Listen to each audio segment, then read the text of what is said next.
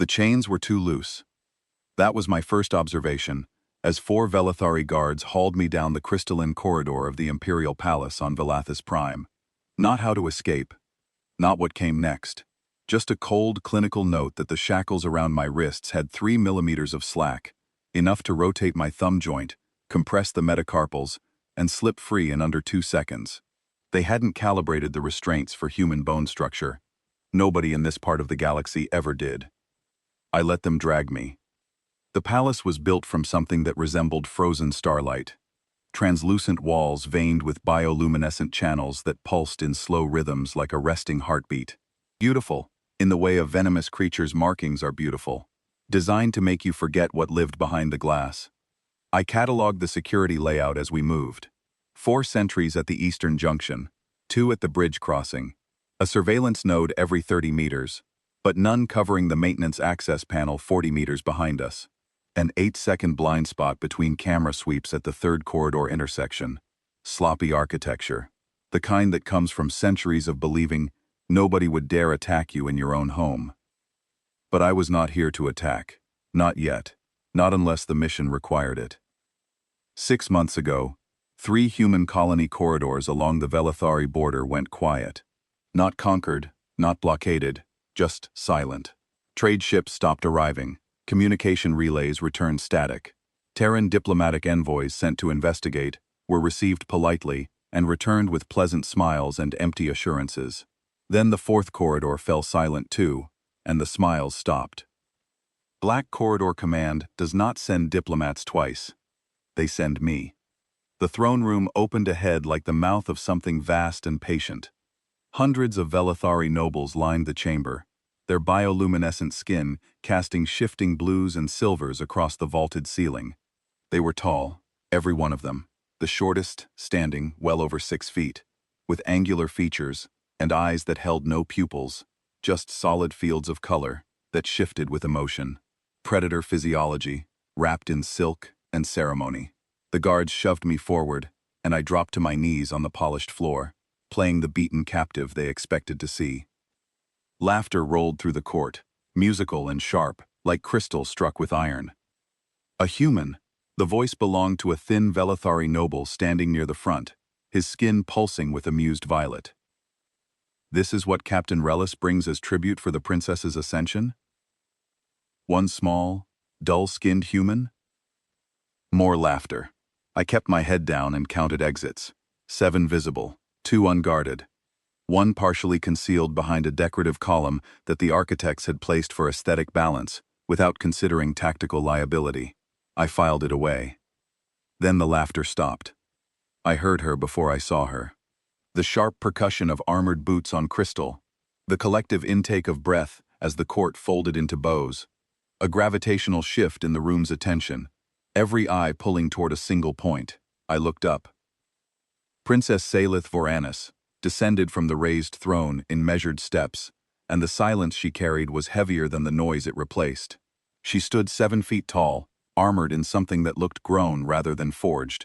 Dark metal laced with the same luminescent channels that veined the palace walls.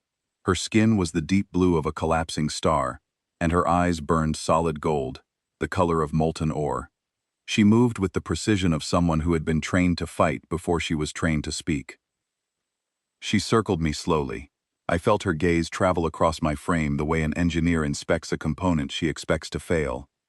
"Small," she said. Her voice was low, controlled, a voice accustomed to being obeyed without repetition. Soft-skinned, no natural armor, no venom sacs, no secondary adrenal system. She stopped in front of me and tilted her head, gold eyes narrowing. Captain Relis assured me this one was taken from a combat vessel. He looks like he was taken from a supply closet. Scattered laughter from the court. Quieter this time. Nobody laughed too loudly when the princess was speaking. She crouched until those burning eyes were level with mine. This close, I could see the faint traces of old scars along her jawline, wounds that her species' accelerated healing had nearly erased, but not entirely. Fighter's marks. The kind you earn in real combat, not the training floor. Interesting. "Do you know what you are?" she asked. "I have been informed," I said. My voice was flat. Measured. The voice of a man discussing cargo manifests. Then you know you are a consort slave, a disposable shield for my ascension trials. You will stand between me and whatever the rival houses send through that arena door, and you will absorb whatever comes. She studied my face for a reaction. I gave her the blank wall she was looking at. I have had 11 consorts across 3 trial cycles.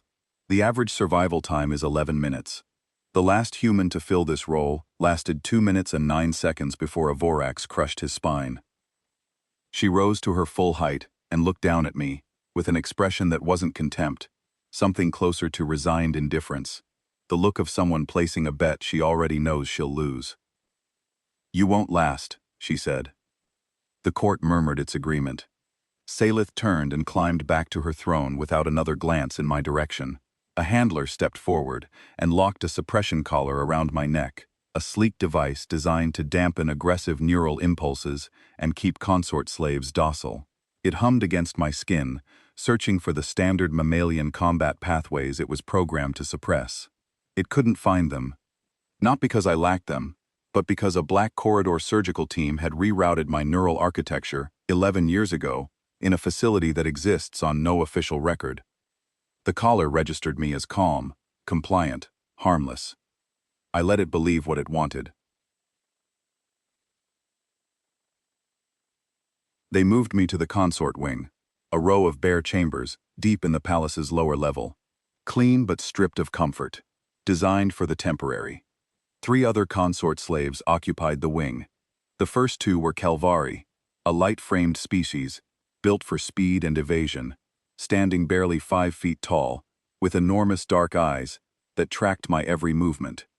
They pressed themselves against the far wall when I passed their open door. They had the look of creatures who had already accepted what was coming. The third consort was something else entirely. A Grethani male sat on the reinforced sleeping platform in the last chamber, 8 feet tall, gray-skinned, with shoulders wide enough to block a corridor. His hands were the size of dinner plates. His name was Torgun, former sergeant in the Grethani border guard, captured during a territorial skirmish 18 months ago and sentenced to consort service as a political humiliation by a Velithari magistrate who thought it was funny to put a warrior in chains. I knew all of this before I entered the room. My insertion briefing had been thorough. Torgun watched me walk in with the heavy patience of a man who had stopped being surprised by bad news. "Human," he said. "Torgun," I replied. He blinked, his gray brow furrowed. "You know my name." "I know a lot of things." He studied me for a long, silent moment. Then he leaned forward, resting his massive forearms on his knees.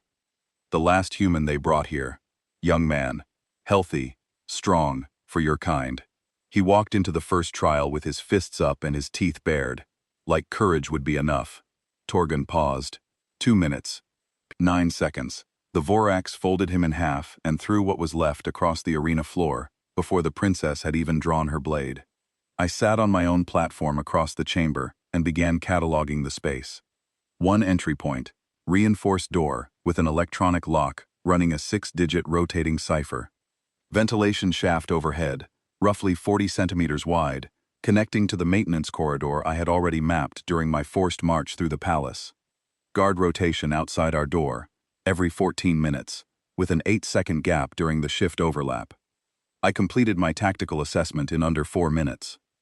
"You are not afraid," Torgun said. Not a question. An observation from a man who knew what fear looked like and could see its absence. "No, you should be. The trials begin in 3 days. The first is the trial of Fang. House Drathari will send their champion, and that champion will come through us before it reaches the princess. We are meat, placed in front of the blade to slow it down." "I understand the arrangement." "Then you understand that we will die." I didn't answer that. I lay back on the platform and closed my eyes. Not to sleep. My mind doesn't go quiet. Hasn't in years, not since the procedures, not since the training that rebuilt the way I process threat and environment and time. I lay there and assembled the palace in my memory, every corridor I had walked, every junction I had glimpsed, every guard post and surveillance blind spot and load-bearing wall. I built the entire structure as a three-dimensional map inside my head, and then I began planning. Not planning to survive. Survival was incidental. Planning to complete my mission. Terran Black Corridor Command had given me parameters, not orders. Assess the threat the Velithari Empire poses to human space. Determine whether the silent corridors represent expansion, hostility, or internal instability, and respond accordingly. The word accordingly, in a Black Corridor operational brief, carries a weight that most beings in this galaxy would find terrifying if they understood what it permitted. The suppression collar hummed against my throat, satisfied that I was docile. The guards outside the door believed the locks were keeping me contained. The princess on her throne believed I was another disposable body she would forget before the week ended. Everyone in this palace had made assumptions about me. Every single one of those assumptions was wrong. My name is Cole Mercer. My service record has been erased from every database that ever held it. My rank is classified beyond the clearance level of most planetary governors, and the code name that 11 intelligence agencies across the galaxy have attached to a file they can barely access is the only thing most people ever learn about me before it is too late. They call me Harrow, and I was exactly where I needed to be. The first trial came faster than anyone expected. Not in 3 days, as Torgun had predicted, but at dawn on the second morning, when the palace alert system flooded the consort wing with harsh white light, and a voice announced that House Drathari had invoked the right of early challenge, accelerating the trial of Fang by 36 hours. It was a power move. Strip the princess of preparation time, catch her consorts disoriented, standard political aggression dressed in procedural language. I was already awake. I had been awake for 19 hours, running scenarios, refining my map of the palace, and listening to the guard rotations for deviations from the pattern I had established. There had been one deviation at the 14th hour, a 2-minute delay in the shift change at the eastern stairwell, which told me something was being moved through that corridor that the standard security team was not supposed to see. I filed it away and stood when the lights hit. Torgun was on his feet immediately, muscle memory overriding exhaustion. The Kelvari were slower, trembling, their dark eyes wide and wet. One of them, the smaller one, pressed his back to the wall and slid to the floor. He had already decided he was going to die. The other stood on shaking legs and tried to find something in the room to use as a weapon. There was nothing. They had made sure of that. Guards arrived and marched us through the lower corridors toward the arena level. I walked in the middle of the group, watching everything, recording everything, saying nothing. The arena was located beneath the main palace structure, a vast circular pit carved from the same crystalline material, with tiered seating rising on every side. The court was already assembled. Hundreds of Velithari nobles in their ceremonial colors, their bioluminescent skin pulsing with excitement. The violet and crimson hues of anticipation. They had come to watch things die. Salith stood at the far end of the arena floor in full combat armor, her gold eyes scanning us as we entered. She looked composed, but I read the tension in her shoulders, the slight forward set of her weight. She had not expected the acceleration either. House Drathari had surprised her, and surprises in Velithari politics were never accidental. A massive gate dominated the opposite wall, sealed with energy barriers that hummed with enough charge to vaporize anything that touched them. Behind that gate, something was breathing. I could hear it through the barrier field, a deep, rhythmic rasp, the sound of lungs built for a body far larger than anything in this arena. The trial of Fang was simple in concept. House Drathari sent a champion. That champion would engage the consorts first, one by one, burning through the princess's defensive screen. When the consorts were dead, the champion faced the princess directly. If the princess survived, she passed the trial. The emphasis was on survived, not won, just lived through it. The gate opened. The Vorax came through the barrier like a landslide given legs. 8 limbs, 4 for locomotion and 4 for killing, each tipped with curved bone hooks that could punch through ship plating. Its body was encased in a natural carapace the color of dried blood, segmented and overlapping, leaving almost no gaps. Almost. Its head was a blunt wedge dominated by a horizontal maw filled with grinding plates instead of teeth, and its 4 eyes sat deep in armored recesses, black and reflective, and utterly empty of anything resembling mercy. It stood 12 feet tall at the shoulder, and when it roared, the sound vibrated in my chest cavity like a second heartbeat. The court cheered. The smaller Calvari didn't even make it out of the starting position. The Vorax covered the distance between the gate and our group in 3 strides, faster than anything that size had a right to move, and one sweeping forelimb caught the Calvari across the torso and sent him cartwheeling into the arena wall. He hit the crystal with a sound like a bag of wet sand and didn't get up. The second Calvari ran. Instinct overrode every other impulse, and he bolted for the edge of the arena. The Vorax pivoted, tracked the movement with those flat black eyes, and intercepted him in 2 strides. One hook through the shoulder, a lift, a throw. The crowd gasped, more from the spectacle than from sympathy. 4 seconds. Both Calvari were done. Torgun stepped forward. I will say this for the Grithani. He did not hesitate. He did not look for an exit. He roared a battle cry in his native tongue, lowered his massive shoulders, and charged the Vorax head-on with the full weight of his 8-foot frame behind him. For a moment, it almost looked like it might work. He hit the Vorax low, got his arms around one of its forward limbs, and tried to wrestle it off balance. The Vorax absorbed the impact without moving. It looked down at Torgun the way you might look at an insect on your sleeve. Then it closed 2 of its upper limbs around his body and squeezed. I heard Torgun's armor crack. He screamed, a sound that had no pride left in it, just pain, and the Vorax hurled him across the arena. He crashed into the sand 30 feet away, tried to rise and collapsed. His breathing was ragged and shallow, broken ribs at minimum, probably internal hemorrhaging. He was alive, but he was out. 31 seconds. That was all the galaxy's species could offer against a Drathari war beast. Salith drew her blade. It was a curved, single-edged weapon that hummed with an energy field along its cutting surface, beautiful and lethal, designed for a warrior who expected to fight alone. She stepped forward, gold eyes locked on the Vorax, shoulders square, jaw tight. She was going to fight it. She was probably going to lose. I stepped in front of her. "Move," she commanded. Her voice was hard, immediate, a princess giving an order she expected to be obeyed without question. I didn't move. "Consort," I said, "move.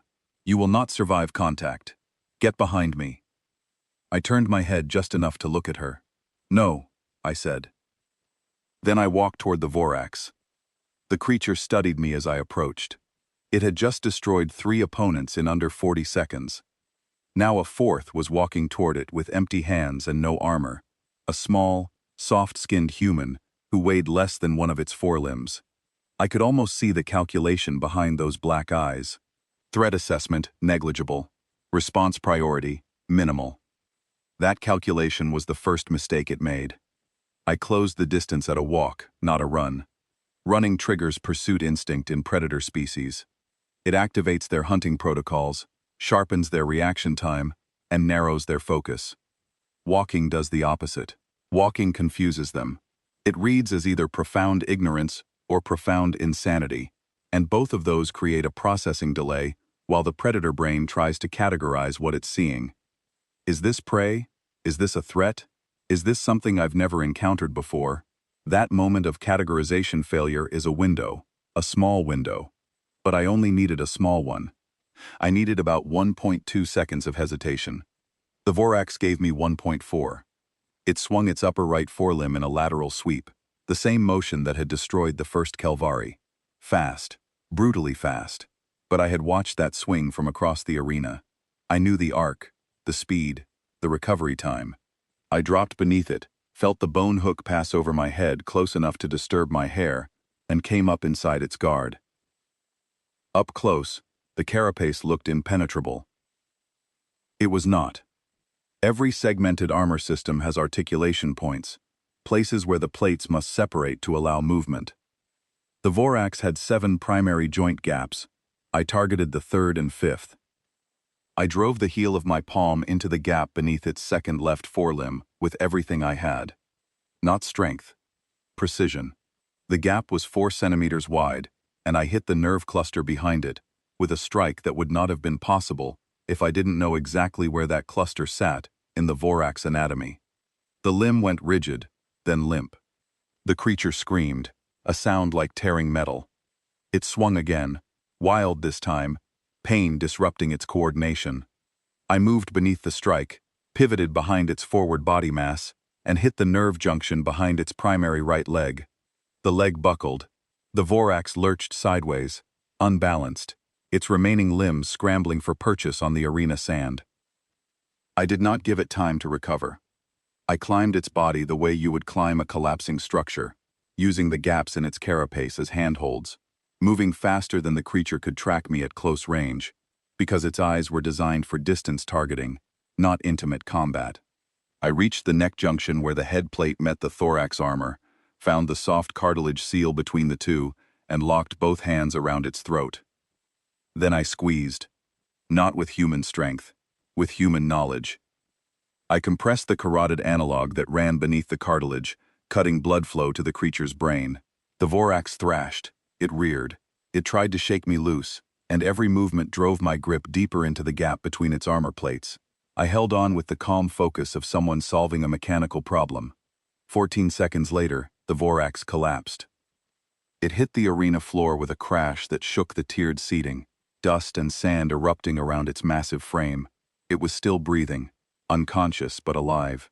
I released my grip, dropped to the sand, and walked back to my position behind the princess. I knelt. The arena was silent.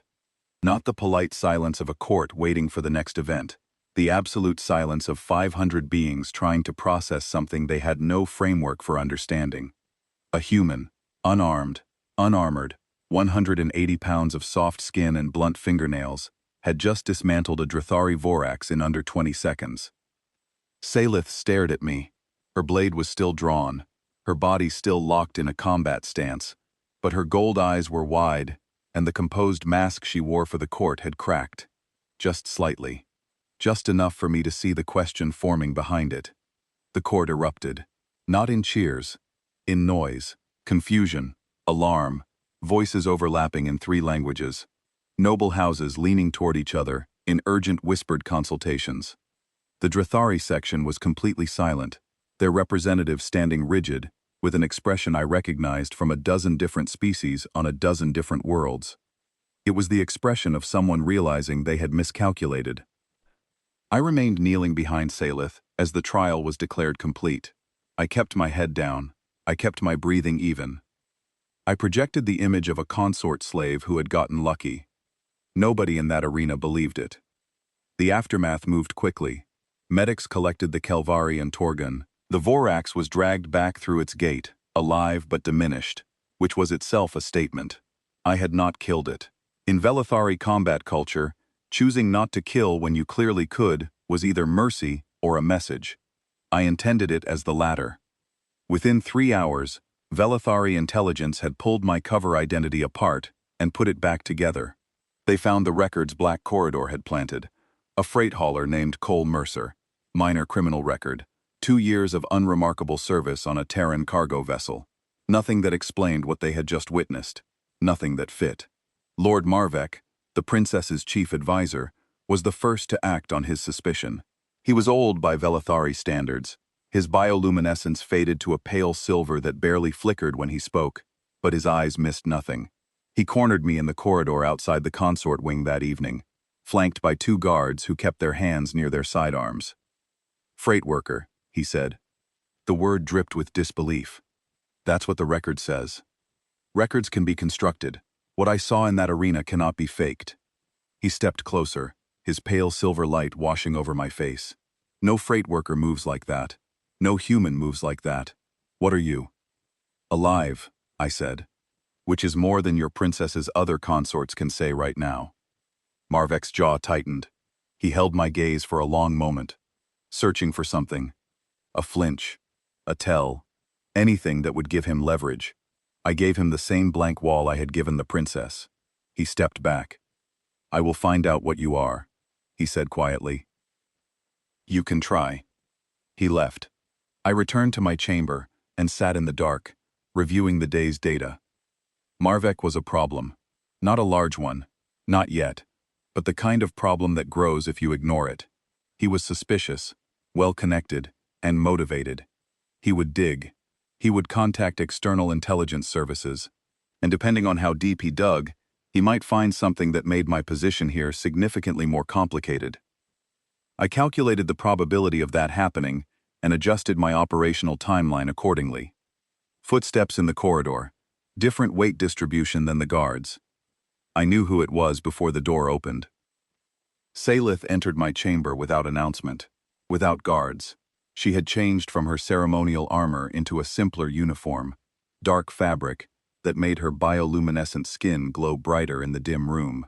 She closed the door behind her and stood with her arms crossed, studying me in the low light. "You were a soldier," she said. I was. What kind of soldier fights like that? I have seen Grethani berserkers, Drethari war specialists, Kelvari blade dancers. None of them move the way you move today. I was a particular kind of soldier. How particular? I looked at her steadily. Particular enough that the details are not something I discuss. You are in my palace, wearing my collar, fighting in my trials. I am not asking. I let the silence hold for a moment. Then I said, I was military, specialized unit. I retired. Retired. She tasted the word like something she didn't believe. Men who fight the way you fight do not retire. They are either still in service or they are dead. And yet here I am. She uncrossed her arms and took a step closer, not threatening, evaluating, the same way she had looked at me in the throne room, but different now. The contempt was gone. In its place was something more dangerous, curiosity. You could have killed the Vorax, she said. Yes. But you didn't. It wasn't necessary. Necessity. She considered the word. You spared a creature designed to kill you because it wasn't necessary to do otherwise. That is either discipline or arrogance. It's efficiency. She held my gaze for a beat longer than was comfortable, then turned and walked to the door. She paused with her hand on the frame. The trial of Vale is next. It is not combat. It is politics, poison, and manipulation. Your skills in the arena will be meaningless. We'll see. She left without responding. I sat in the dark and reviewed the interaction, cataloging every micro-expression, every vocal inflection, every shift in body language. Salith Vorhanis was not what I had expected. The briefing had described her as a political predator, ambitious and cold. What I had seen in that room was something else, something more layered. She was a woman holding a collapsing structure together with her bare hands, and she was running out of time. I filed the observation away alongside everything else and began preparing for the trial of Vale. The second trial was a battlefield without blood, and it was more dangerous than the first. The trial of Vale was a formal diplomatic reception held in the palace's grand banquet hall, a cavernous space lined with crystal columns and floating light fixtures that cast everything in shifting amber. 300 nobles from 9 rival houses attended, each one carrying agendas as sharp as anything the Vorax had swung at me in the arena. The rules were simple. Salith had to survive the evening without being publicly humiliated, politically outmaneuvered, or physically compromised by any of the rival factions. If she lost face, she lost standing. If she lost standing, her claim to the throne weakened. And if her claim weakened enough, the final trial would become an execution rather than a test. I stood behind her chair in consort position, hands clasped, head slightly bowed, projecting the image of furniture with a heartbeat. The court expected consorts at formal events. They did not expect consorts to be useful. 3 poisoned dishes in the first course. I identified them by scent before the plates reached the table. The Velethari use a compound called nethril for political poisoning, a crystalline toxin that dissolves on contact with moisture and is nearly undetectable by species that lack the specific olfactory receptor for calcium-bonded alkaloids. Humans have that receptor. Most of the galaxy doesn't know that. I leaned forward as the first plate was set in front of Salith and adjusted the position of her wineglass. A minor gesture, the kind of thing a well-trained servant might do. As I moved, I tapped 2 fingers against the edge of her plate. She glanced at me. I held her gaze and gave a single, minimal shake of my head. She didn't touch the dish. I repeated the signal for the second and third courses. By the end of the first hour, Salith had avoided 3 separate poisoning attempts without drawing any attention to the fact that she knew about them. The rival houses responsible, Drethari and a smaller faction called House Chiron, exchanged confused glances across the table. Their preparations had been meticulous, their execution had been flawless, and somehow, the princess wasn't eating anything they had touched. The second attack came through conversation, and it was more dangerous than the poison, because it left no evidence and no antidote. Lord Vasek Drethari, the head of the house that had sent the Vorax, positioned himself beside Salith during the interlude between courses. He was tall even by Velethari standards, his skin a deep crimson that pulsed with the slow, confident rhythm of a man accustomed to controlling every room he entered. His voice was pleasant, his manner charming, and every word out of his mouth was a weapon. He began a casual exchange about border policy, the kind of diplomatic small talk that sounds harmless to anyone not trained to hear the architecture underneath the words. It was not casual. He was guiding her toward a public statement about human settlements in the contested corridors, a statement that would either alienate the moderate houses she needed as allies or expose her as weak on territorial expansion. It was a verbal trap with no good exit. I recognized the structure of the manipulation because I had used the same technique in 7 different operations on 5 different worlds. Vasek was good, but he was working from a political playbook. I was working from an intelligence playbook, and intelligence playbooks account for things that political ones don't. During the preceding hour, I had observed 3 things. First, Vasek's trade secretary, a thin Velethari woman named Kella, had arrived wearing a new crystal pendant that matched the ceremonial colors of House Mordeth, a rival faction Vasek was publicly feuding with. A secret alliance. Second, the Drethari shipping manifests I had glimpsed on a data terminal during our escort through the palace showed cargo volumes that didn't match their declared trade routes. Someone was moving goods off the books. Third, Vasek's eldest son, seated 4 chairs to the left, was drinking heavily and had twice glanced at a young female noble from House Aelith with an expression that suggested a relationship his father did not know about. I leaned forward and whispered 3 sentences into Salith's ear. Her gold eyes widened for a fraction of a second, then settled into something sharp and predatory. She turned to Vasek with a pleasant smile and said, "Lord Vasek, before we discuss border policy, perhaps you could clarify something for me. Your shipping declarations for the Outer Reach corridor seem significantly below your actual cargo movement. I would hate for a simple accounting error to become a formal inquiry during such a pleasant evening." Vasek's skin went pale. His bioluminescence flickered, then stabilized. He excused himself within 90 seconds. Salith did not look at me, but as the evening continued, and 2 more conversational traps were deflected using intelligence I fed her through discrete signals and whispered fragments, I could feel her recalibrating. She had entered this trial expecting to fight alone. She was discovering that the small, soft-skinned human standing behind her chair was seeing things that nobody else in the room could see, and feeding her the weapons to use them. By the end of the evening, the trial of Vale was declared complete. Salith had not lost a single point of standing. 3 rival houses had been publicly embarrassed, and nobody could figure out how. In the corridor afterward, Salith walked beside me instead of ahead of me, a small change that the guards noticed and said nothing about. "How did you know about the shipping discrepancy?" she asked quietly. "I saw the manifest on a terminal we passed yesterday." "You saw it while being dragged in chains through a corridor at walking speed." "Yes. And the alliance between Drethari and Mordeth. You deduced that from a pendant." "From the pendant, the seating arrangement, and the way Kella positioned herself during the greeting ceremony. She oriented her body toward the Mordeth delegation 3 times, which is either a personal connection or a political one. The pendant confirmed which." Salith stopped walking. She turned to face me fully, and in the amber corridor light, her expression was something I had not seen before. Not curiosity, not suspicion. Recognition. The dawning awareness that she was standing next to something she did not fully understand, but that she was beginning to realize was far more significant than a captured freight worker. "What are you?" she asked.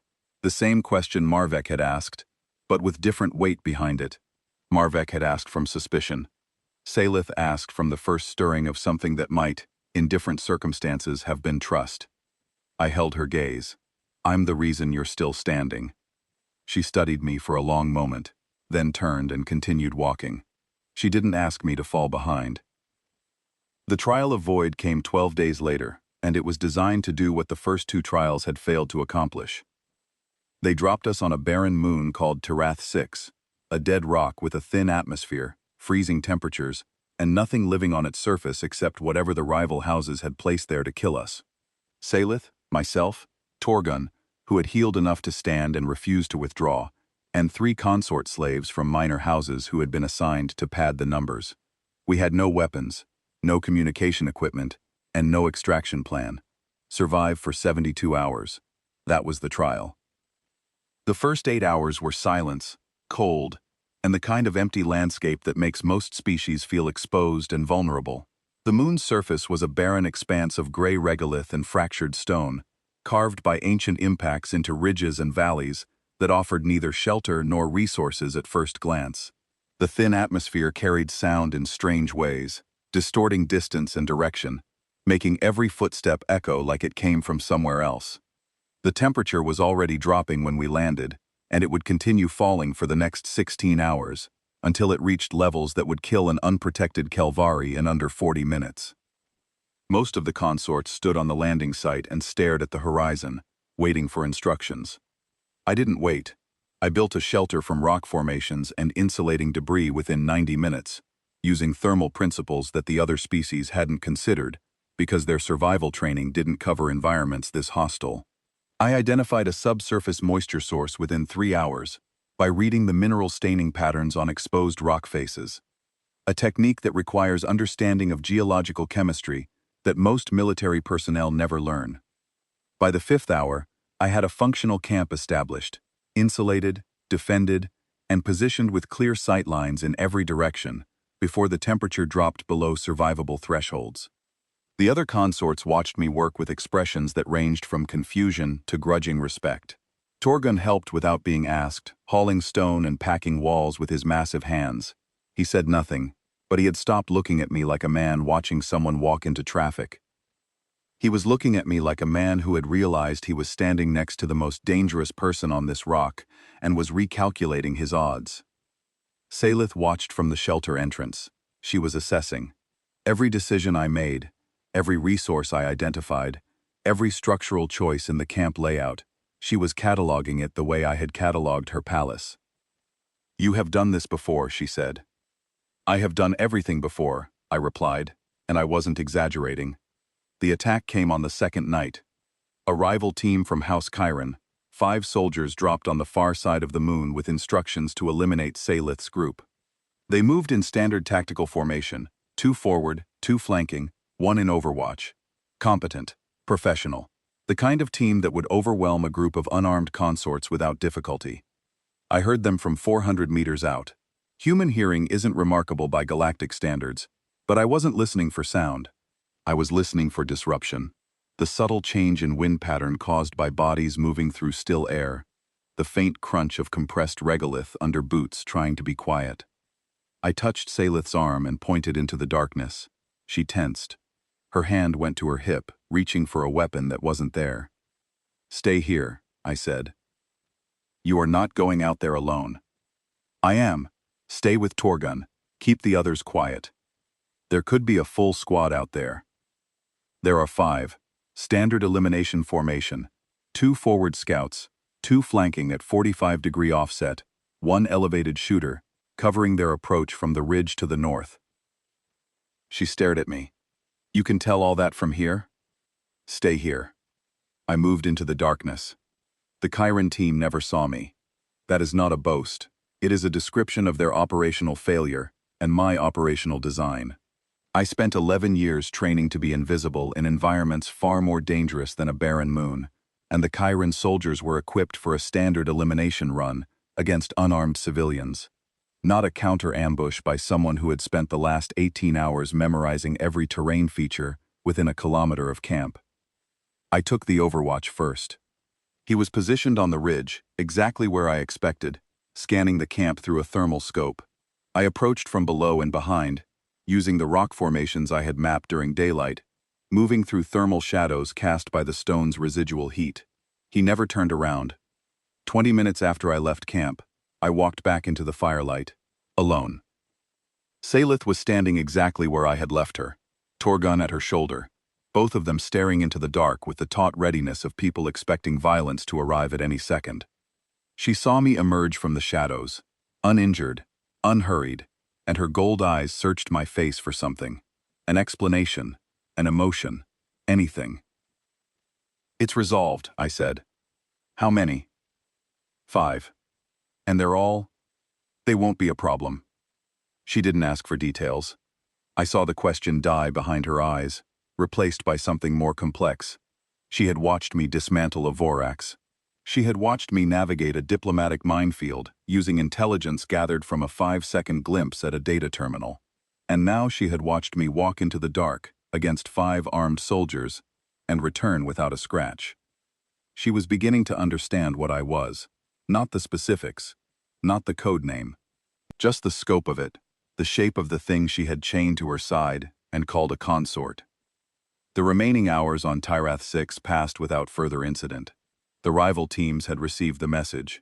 On the third night, when the cold was deepest and the other consorts had retreated into the shelter, Salith and I sat at the camp's perimeter, watching the frozen horizon. "My sister," she said. The word came out quietly, stripped of royal affect. "Iliara. She is 14 years old. If I fail the ascension, House Drathari takes the throne. The first thing Vasek will do is eliminate every potential rival claimant, starting with my bloodline." She paused. The bioluminescence in her skin dimmed to a faint, steady blue, the Velathari equivalent of vulnerability. "She's the reason I am doing this. Not the throne, not power, not legacy. A 14-year-old girl who likes mathematics and collects mineral samples and has never hurt anything in her life. If I fail, they will kill her to make sure no one can challenge Drathari's claim. That is how succession works in this empire." She looked at me. "I'm telling you this because I don't know why, but I believe you are the only person in this palace who is exactly what they appear to be, even if I don't know what that is." I said nothing for a long time. On the horizon, the moon's tiny sun was beginning to rise, a pale sliver of light cutting across the frozen plain. Inside my head, 2 things were happening simultaneously. The operational part of my mind was updating the mission parameters, recalculating threat assessments, adjusting timelines. That part never stopped. But beneath it, in the space where the procedures and the training hadn't completely rewritten who I was, something shifted. Something that had been locked behind operational discipline for 7 years recognized what Salith was describing. A person protecting someone who couldn't protect themselves. A person for whom failure wasn't an abstract concept, but a specific face. A 14-year-old girl who liked mathematics. I didn't make a decision in that moment. Decisions imply deliberation. What happened was simpler and more permanent. The mission didn't change. The objective didn't change. But the scope of what I was willing to do, and for whom, expanded. I looked at Salith and said, "She sounds like someone worth fighting for." Salith held my gaze, and for the first time since I had arrived in her palace, she almost smiled. We were extracted at the 72-hour mark, alive and intact, which itself was a statement that echoed through the court. Salith's group had survived the trial of Void without a single casualty. The Chiron team had not been heard from at all. While Salith recovered from the trial and prepared for what came next, Lord Marvek was doing exactly what I had predicted he would do. He had contacted the Galactic Intelligence Compact, a loose coalition of species-specific intelligence agencies that shared information on cross-species threats. He had submitted my biometric data, my cover identity, and a detailed account of what I had done in the arena. The Compact ran the data through every database they had access to. Most of them returned nothing. My cover was deep, layered, professionally maintained. But one database, a classified Terran file that someone had failed to fully redact during a bureaucratic handover 6 years ago, returned a single hit. A flagged file. Most of it was blacked out, entire pages reduced to empty lines, but the file header was intact. It contained a codename, Harrow, and one piece of unsuppressed data. A body count. Across 11 species, 42 engagements, 0 confirmed surviving opponents. The number itself was staggering, but it was the consistency that told the real story. 0 survivors didn't mean overwhelming force. It didn't mean collateral damage or carpet bombardment. It meant that in 42 separate operations, against 11 different species, with 11 different physiologies, and 11 different combat doctrines, a single operative had achieved total resolution every single time. That kind of record didn't come from luck or brutality. It came from something far more unsettling. It came from perfection. Marvek read the file 3 times. Then he sat alone in his office for 20 minutes, staring at nothing, his pale silver bioluminescence flickering with the rapid, uncontrolled pulses of someone whose understanding of a situation had just been completely overwritten. Then he made 2 calls. The first was to House Drathari. The second was to a private security contractor who specialized in quiet removals. I knew about both calls before he finished making them, not because I had surveillance equipment, because the palace communication system routed through a central relay node that I had located on my first day and had been monitoring through the ventilation shaft above it, using a passive audio pickup I assembled from components stripped out of my suppression collar during my first night in the consort wing. The collar still hummed. It just didn't do anything else anymore. That night, 2 beings entered my chamber through the door, which had been unlocked remotely by someone with administrative access. They were good, professional. They moved in coordinated silence, one high and one low, covering the room in a sweep pattern that suggested formal training. They expected to find me sleeping. I was sitting in the corner farthest from the door, in the single blind spot that the room's geometry created, a space where the angle of entry and the position of the sleeping platform combined to create a 2-second gap in visual coverage. I had identified this blind spot within 10 minutes of being assigned the room. The first one passed within arm's reach. What happened next took 4 seconds. It was not dramatic, it was not prolonged. It was the application of specific force to specific anatomical structures in a specific sequence, executed at a speed that the target's nervous systems could not process quickly enough to mount a defense. When it was over, one of them was unconscious on the floor. The other was pinned against the wall with my hand around his throat, his feet 6 inches off the ground, his weapon on the floor, and his eyes very, very wide. I leaned close to his ear and spoke quietly. I told him my code name. I told him what would happen to every person involved in this operation if another attempt was made. I described the consequences in precise, specific, clinical detail, the kind of detail that doesn't leave room for interpretation or hope. Then I set him down and let him go. He ran. The next morning, Lord Marvek appeared at the court assembly, with dark circles under his eyes and a tremor in his hands that he couldn't quite control. He glanced at me once, as I took my position behind Salith's chair. I held his gaze for exactly 2 seconds. He looked away first. Something had broken in Marvek's assessment of the situation. He had expected the quiet removal of a problem. What he had received was a message, delivered in the dark by a human who shouldn't have been awake, shouldn't have been free, shouldn't have been capable of what he had done. And the message was simple. You don't know what you're dealing with, but you are beginning to understand. I stood behind Salith's chair and watched the court proceed. The final trial was approaching, the trial of Ascension, the one that would determine everything.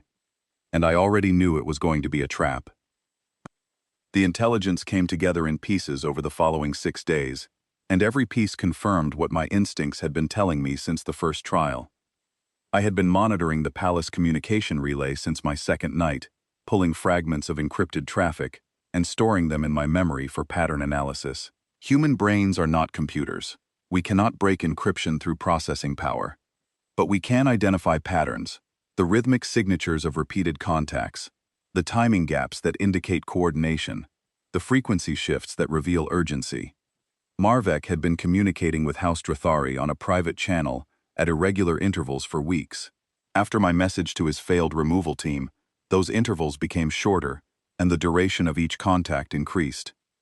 They were planning something larger than another assassination attempt on me, something aimed at the final trial. I needed confirmation, and I got it from an unexpected source. Torgun. The Grithani had healed from the arena injuries faster than the medical staff expected, partly because Grithani physiology was built for recovery, and partly because Torgun was the kind of individual who treated his own body like a subordinate that needed discipline. He was back on his feet within a week, moving stiffly but moving, and he had begun watching me with an expression that I recognized.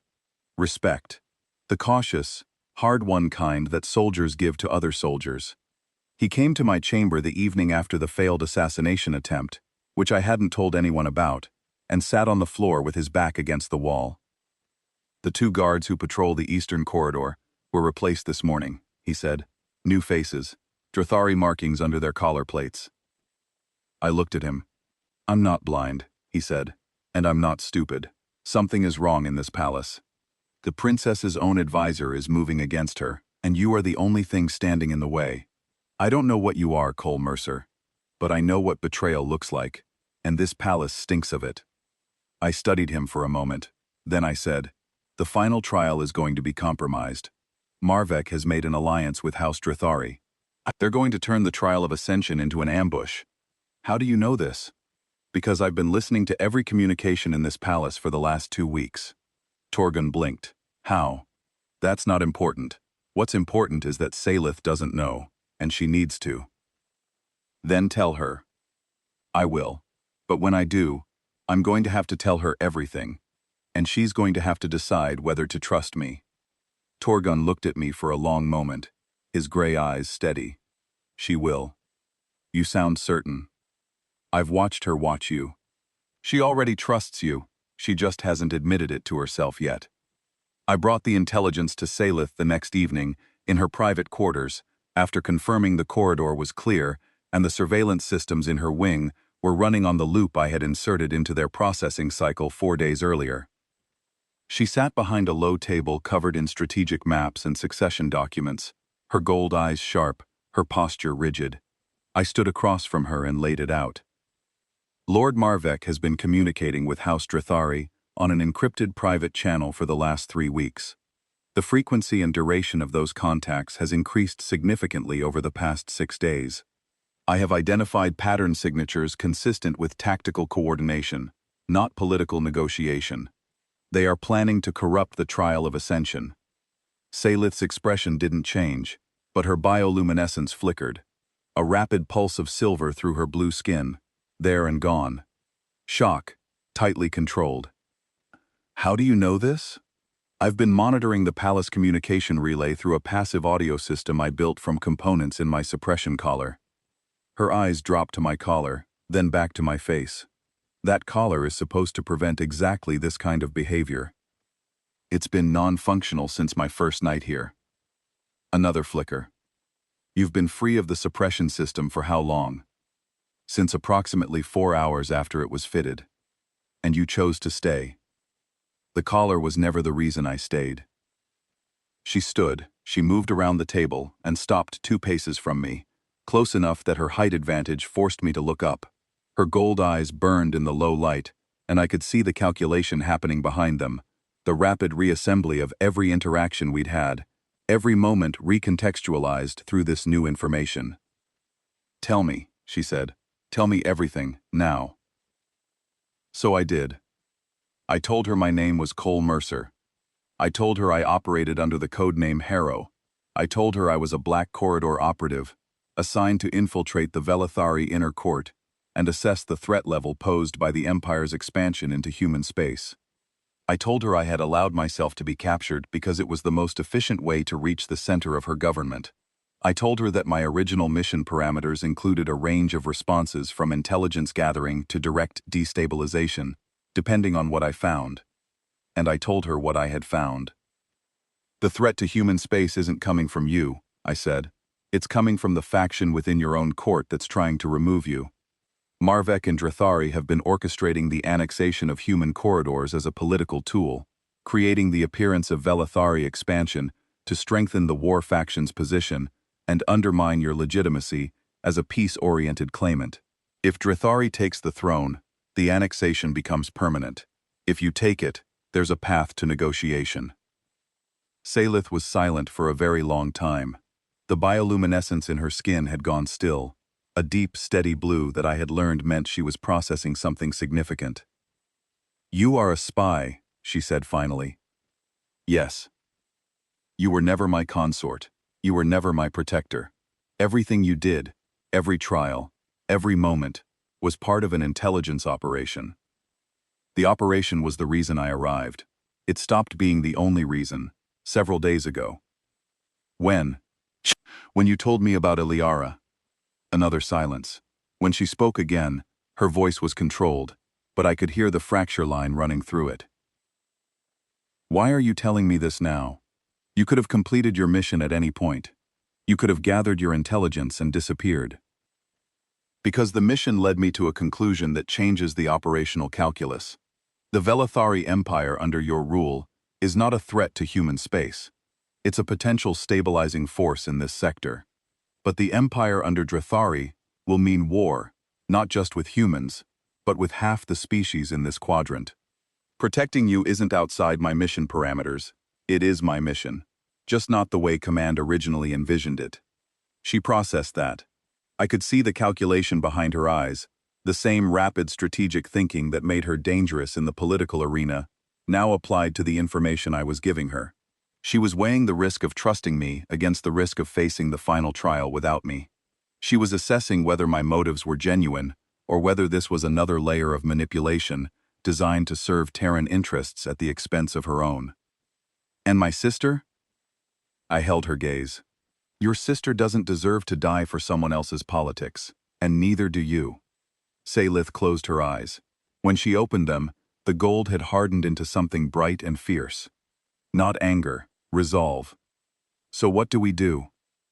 We prepare for the final trial, and we prepare for the fact that it won't be a trial. It will be an ambush." I walked her through the tactical framework I had developed over the preceding week.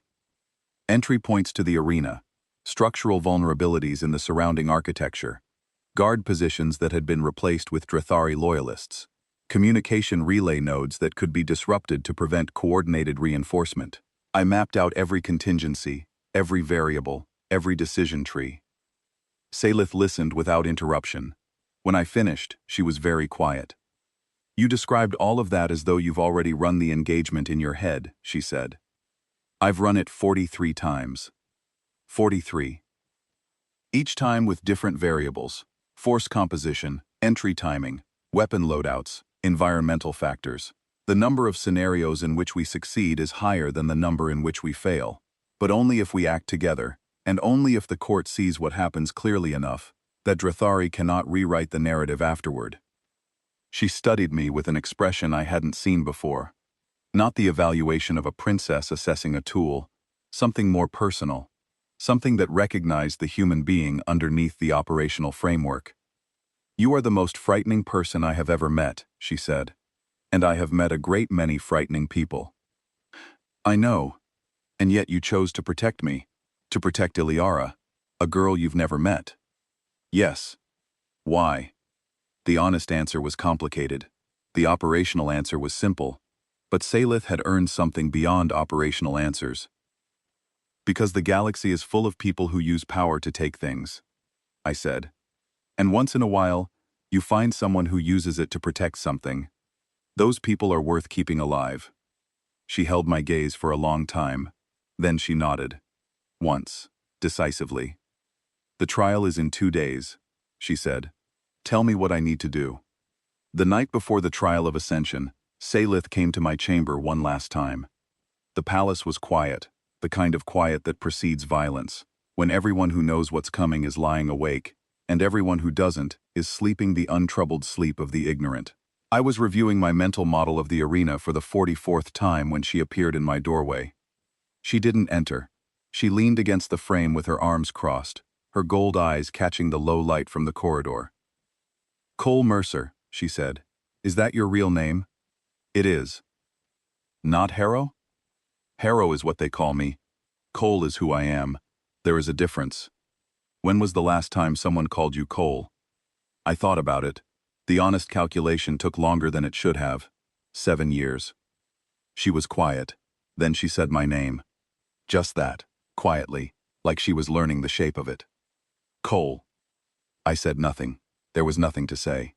But I noted, with a precision that surprised me, that it was the first time in 7 years that hearing my own name had meant something.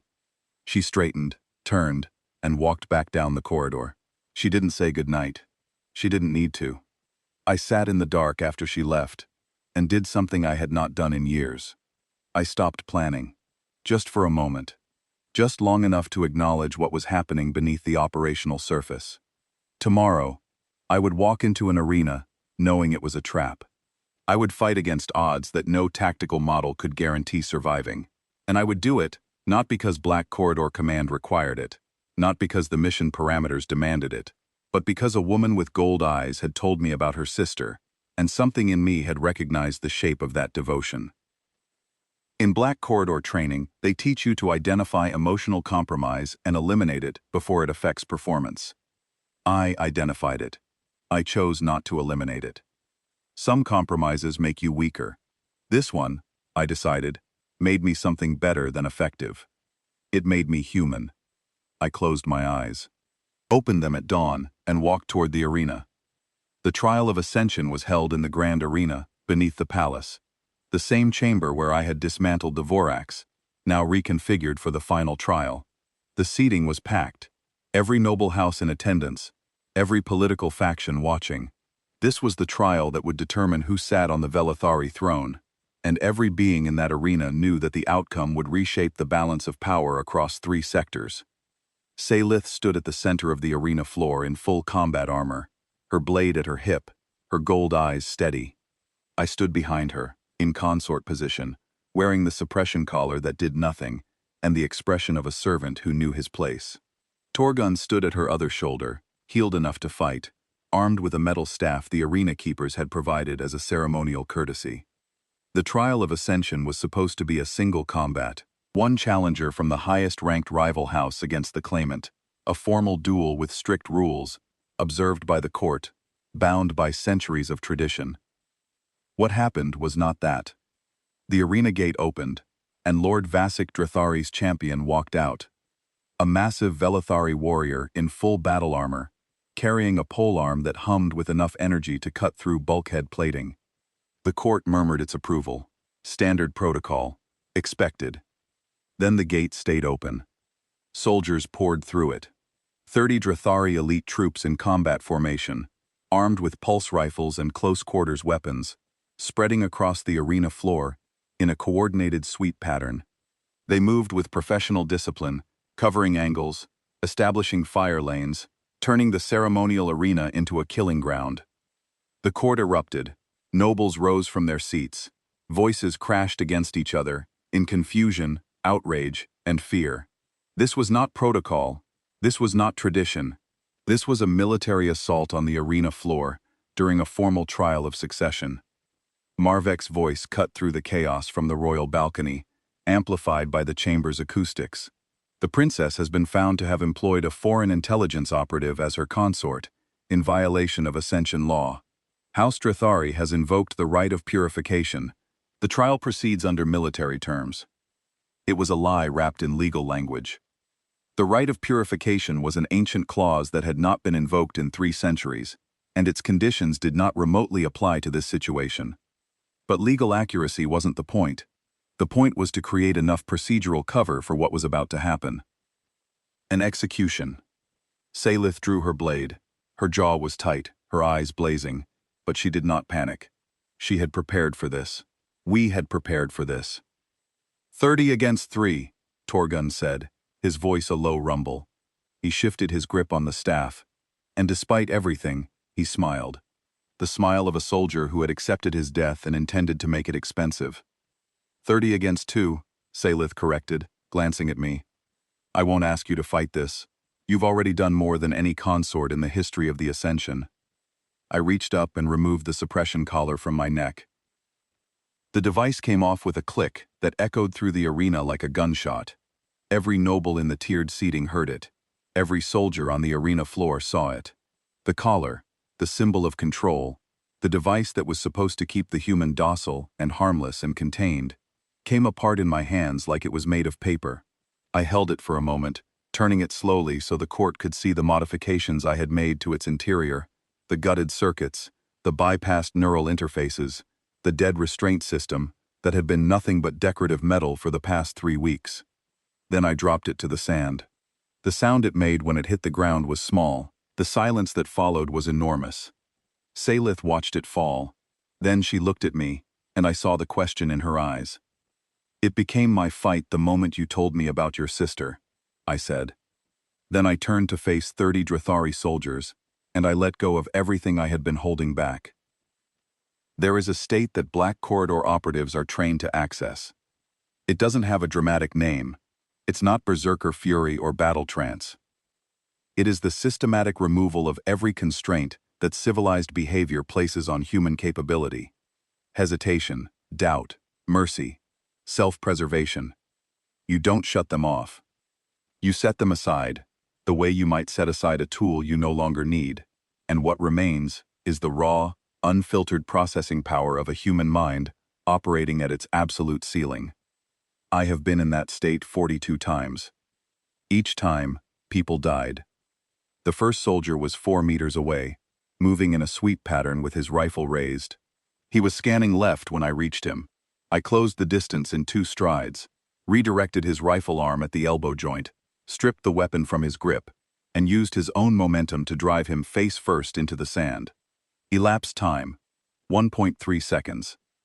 The second soldier saw what happened to the first and pivoted to engage. His training kicked in, and he raised his weapon.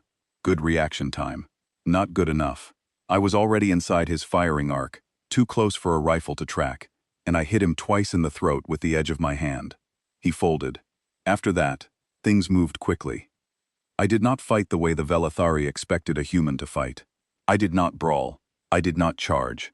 I moved through their formation the way water moves through cracks, finding gaps, exploiting openings, never remaining in one place long enough for their numerical advantage to become a tactical one. Every strike had a purpose. Every movement served a function. I disarmed, disabled, and dropped soldiers with a mechanical precision that turned the arena into a geometry problem. Each body a line, each dodge an angle, each takedown the solution to an equation that only I could see. The Drathari were trained soldiers.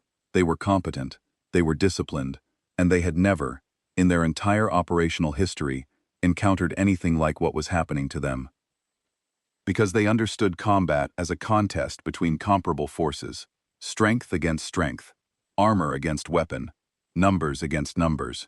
They did not understand combat the way a Black Corridor operative understands it, as a system to be dismantled, a machine whose components can be removed one by one until the machine stops functioning. I removed components. A cluster of 5 soldiers attempted a coordinated rush from my left flank, moving in a standard pincer that would have worked against any opponent who processed threats sequentially. Humans don't. We process threats simultaneously. I saw all 5 trajectories at once, identified the gap in their formation, and flowed through it like a thread through a needle. 2 went down from strikes they never saw coming. The third tripped over the second. The remaining 2 found themselves facing the wrong direction, their formation inverted, their momentum carrying them past me while I was already engaging the next group. It was not cruelty. It was not even violence in the way most species understand the word. It was problem-solving at a speed and scale that the Drathari had no framework for processing. Each soldier was a variable. Each weapon was a constraint. Each body position was a data point. And I was running the equation in real time, updating with every heartbeat, adjusting with every breath, solving for the outcome where Salith lived, and her enemies did not stand back up. Salith fought beside me, and she was extraordinary. Her blade carved through the Drathari ranks with the fierce precision of someone fighting for something beyond her own survival. She was fast, she was strong, she was everything her species was bred to be, but she was fighting a battle.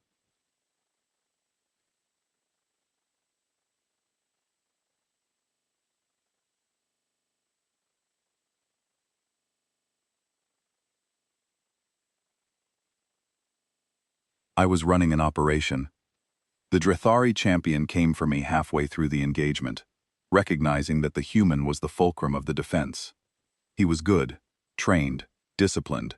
His polearm had reach and power, and he knew how to use both. He pressed me back across the arena floor, each swing forcing me to adjust, to recalculate, to find new angles. I let him press. I gave ground deliberately, drawing him away from Salith, pulling him into the section of the arena where the sand was deepest and the footing was poorest. He didn't notice. He was focused on the kill, on closing the distance, on bringing that humming blade down on the small human who kept slipping away. When he committed to the killing stroke, I wasn't where he expected me to be. I was 2 steps to his left, inside the arc of the polearm, where the weapon's length became a liability instead of an advantage. I hit the nerve cluster in his weapon arm. The polearm clattered to the sand. He swung with his free hand, a massive strike that would have crushed my skull if it had connected. It didn't. I dropped beneath it, came up behind him, and applied the same chokehold I had used on the Vorax. He was bigger, stronger, better armored.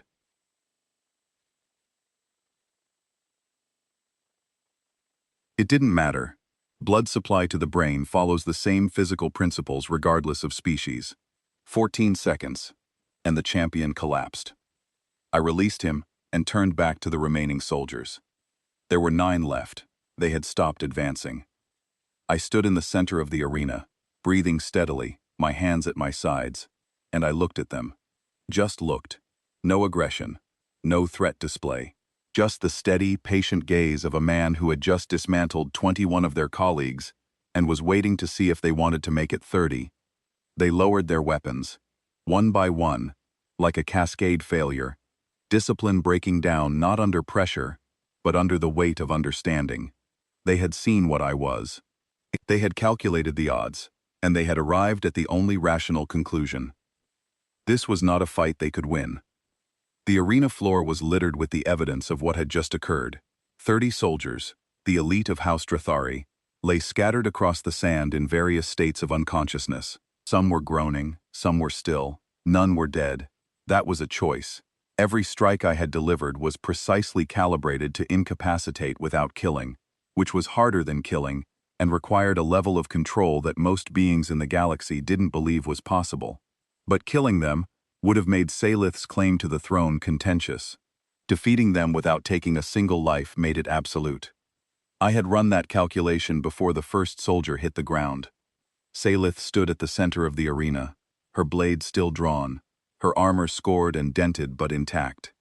Torgun was behind her, bloodied, battered, standing on pure stubborn refusal to fall. The 3 of us, against 30, and the 30 were the ones on the ground. The court was silent. 500 Velithari nobles sat in their crystal seats and stared at the arena floor, trying to comprehend what they had just witnessed. A single human, unarmed, unarmored, had broken an elite military assault with his bare hands, not through strength, not through rage, through the cold, systematic application of knowledge, precision, and the terrifying calm of a mind that processed violence the way other minds process mathematics. Marvek. I turned my attention to the royal balcony. Marvek was gone. His seat was empty, the data terminal beside it still active, the corridor behind the balcony still accessible. He was running. I had expected that. What Marvek did not know was that I had mapped every exit route from the royal balcony on my first day in the palace. There were 4. I had disabled the locks on 3 of them 2 days ago, routing them to a dead-end maintenance corridor. The 4th led to the shuttle bay. I looked at Salith. Marvek, he'll run for the shuttle bay. She understood immediately. She turned to the court, her voice cutting through the stunned silence like a blade through glass. Seal the palace. No departures. Lord Marvek is charged with conspiracy against the throne. The palace security system responded to her voice command because, technically, the trial was still in progress, and she was still the ranking claimant with authority over internal security. Marvek hit the locked doors 30 seconds later. The guards at the shuttle bay, loyal Velithari soldiers who had not been replaced by Drathari operatives because I had identified and reported the substitutions to Salith 2 days earlier, held their positions. They brought Marvek back in restraints. He stood before Salith in the arena, his pale silver skin flickering with the rapid, arrhythmic pulses of pure terror. His eyes found me, standing behind the princess with blood on my hands, and an expression that hadn't changed since the first soldier hit the sand. "What is he?" Marvek whispered. Salith looked at him with gold eyes that held no mercy and no cruelty, only the cold clarity of judgment earned through fire. "He is my consort," she said, "and you are finished." The ascension was declared complete. Salith Vorhanis claimed the throne of the Velithari Empire by right of survival, by right of combat, and by the unanimous silence of every noble house that had just watched her stand beside a human who had broken their understanding of what was possible. Marvek was detained. Vasek Drethari was stripped of his titles, and his house placed under court supervision. The Drethari soldiers in the arena were disarmed and confined. The formal charges would come later, after the political dust settled, after the new empress had time to establish her authority and her vision. Iliara was recovered from the secure facility, where Marvek had placed her as insurance. She was frightened, confused, and unharmed. When Salith reached her, the girl pressed her face against her sister's armor and cried the way 14-year-olds cry when they've been terrified and are finally safe. Salith held her and whispered something I could not hear, something private, something that belonged to two sisters who had almost lost each other to the machinery of power that neither of them had built. I watched from across the room. I did not approach. That moment belonged to them. In the following hours, the court reassembled under new terms. The noble houses that had watched the arena in stunned silence now moved with the careful speed of political animals recalculating their alliances. Salith's position was unassailable, not just because she had survived, but because the court had seen what stood beside her. Every house in that chamber had watched a single human render their understanding of military capability obsolete, and the implication was clear. Humanity was not the soft, forgettable species the Velithari had assumed. Humanity was something else entirely, something that could not be measured by claws or venom or size. 2 days later, my mission was complete.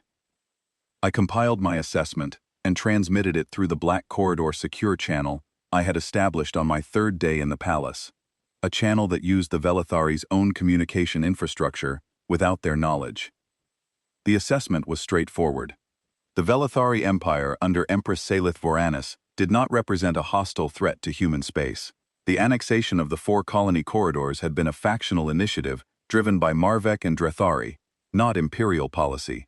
Under the new administration, diplomatic resolution was not only possible but probable. Recommendation: engage, negotiate, build an alliance with the only interstellar power in this sector that had a leader who understood what humans were and chose partnership over confrontation. Black Corridor Command acknowledged receipt. My extraction window opened. I packed nothing because I had brought nothing. I walked through the palace corridors I had memorized, past the guard stations I had mapped, past the surveillance nodes I had cataloged, toward the shuttle bay where a Terran transport was waiting. The suppression collar was still on the arena floor where I had dropped it. I didn't go back for it. Salith intercepted me at the shuttle bay entrance. She was wearing the formal robes of the Empress now, deep blue and silver, and the weight of the position was already visible in her shoulders. But her gold eyes were the same, sharp, steady, seeing. She didn't ask me to stay. She was too smart for that, and she understood too well what I was. People like me don't stay. We complete our missions, and we move to the next one, because the galaxy never runs out of places that need what we do. But she stood in front of me, and she said, "If I send a signal, not a distress call, not an emergency, just a signal, will you hear it?" I looked at her. The Empress of the Velithari Empire, 7 feet of bioluminescent warrior royalty, standing in a shuttle bay, asking a human freight worker, a spy, a ghost with a body count that spanned 11 species, if he would pick up the phone. There were 100 reasons to say no. Operational security, the danger of maintaining contact with a foreign head of state, the risk that sentimentality would compromise future missions. Every piece of my training told me to walk away clean, to leave no thread that could be pulled, no connection that could be exploited. But training doesn't account for everything. It doesn't account for the way someone says your name when they've learned it matters. It doesn't account for gold eyes that see you clearly and don't look away from what they find. "I always hear it," I said. She held my gaze for a long moment. Then she stepped aside. I walked onto the shuttle. The ramp closed. The engines engaged. Through the viewport, I could see the crystal spires of the palace catching the light of the Velathari sun. And somewhere in those spires, a 14-year-old girl, who liked mathematics, was safe, because her sister had refused to break, and a human had refused to be what everyone assumed he was. They call me Harrow.